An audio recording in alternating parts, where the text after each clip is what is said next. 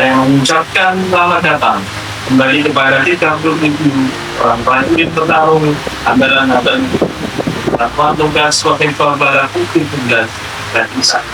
Saya juga mengucapkan terima kasih dan menghargai sebesar-besarnya atas dedikasi dan prestasi selama 1 tahun melaksanakan tugas mulia dalam menjaga setiap bengkel kedaulatan bangsa dan negara di wilayah Provinsi Papua.